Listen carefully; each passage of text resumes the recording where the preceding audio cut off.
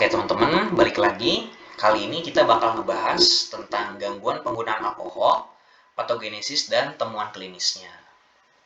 Nah, sebagai note dulu di awal, di mana DSM-5 menyatukan penyalahgunaan alkohol dan ketergantungan alkohol ini dalam gangguan penggunaan alkohol. Penyalahgunaan alkohol sebelumnya didefinisikan sebagai kebiasaan minum, meskipun terdapat masalah sosial, interpersonal, dan hukum yang berulang. Sementara ketergantungan adalah perluasannya yang meliputi gejala lain seperti toleransi dan putus zat.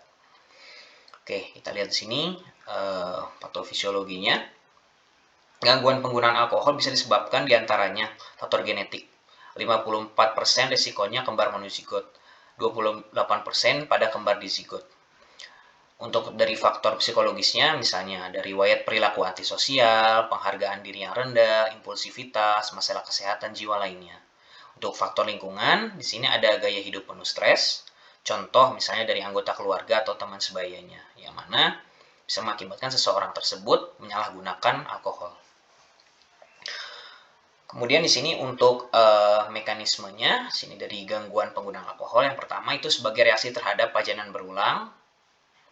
Di sini hepar itu meningkatkan aktivitas dari enzimnya seperti alkohol dehidrogenase yang menguraikan etanol OH, hidroksida, di mana konsentrasi alkohol darah berkurang dalam waktu yang lebih singkat. Kemudian di sini tanda atau gejala atau temuan labnya di antara toleransi, penurunan sensitivitas terhadap efek dari etanol hidroksida tadi. Sehingga komplikasinya dapat meningkatkan konsumsi etanol hidroksida untuk mencapai efek yang sama. Jadi orang tersebut akan makin menjadi-jadi nih mengkonsumsi si alkohol tadi akibat toleransi.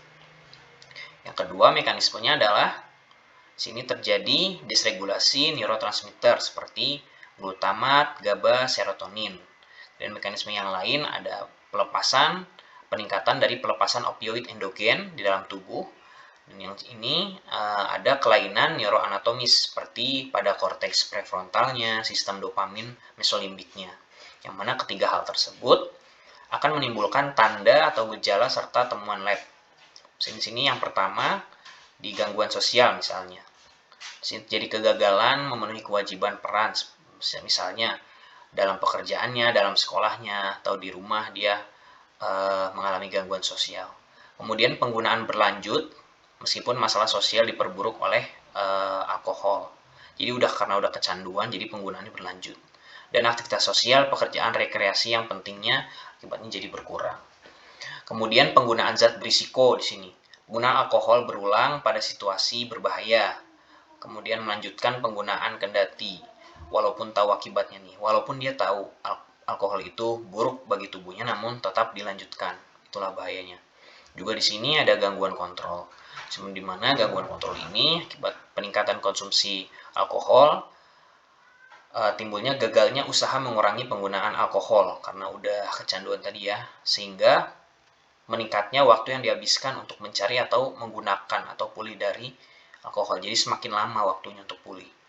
Dan mengidam alkohol hasrat yang kuat untuk menggunakan alkohol. Akibatnya komplikasinya itu dapat menandakan kekambuhan yang akan terjadi dalam pemulihannya. Juga mekanisme yang lain itu ada penggunaan alkohol yang parah, terutama dalam jangka panjang, mengakibatkan ketergantungan fisik. Di antaranya, penurunan konsentrasi dari alkohol dalam darah yang mendadak menyebabkan sindrom putus zat.